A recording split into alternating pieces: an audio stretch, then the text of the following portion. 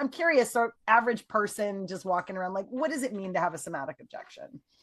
So I guess I would say that most people aren't aware that they have them at all, right? So they're just kind of powering through things or being frustrated that the things that they desire or want to have happen in their life just don't happen for whatever reason. And maybe they feel like, they're sabotaging themselves, around every corner.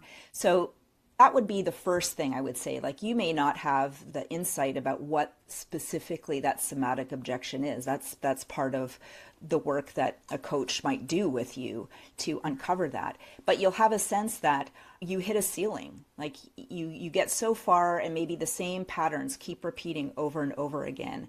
You want to accomplish this, but you just can't seem to get there, and you get frustrated. You get overwhelmed by negative self-talk, low self-esteem, all of these pieces of really just feeling thwarted towards reaching your goals.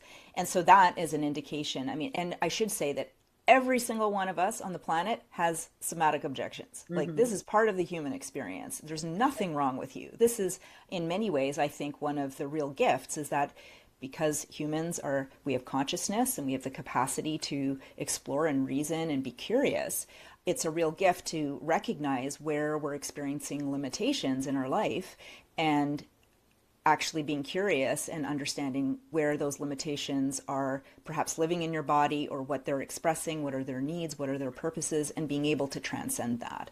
So it's not a negative. I actually think it's an incredible gift, because once we start to get attuned into what those somatic objections are, it's like, how do we move forward? How do I turn this actually into something that's a positive that helps me achieve all the things that I want to achieve? You did. And I think the real gift is every one of those objections was born because we were protecting ourselves. We were all of these things are the places where the body took the hit so that we could keep moving, right? But then at some point you've taken too many hits, so you've got to heal some of that.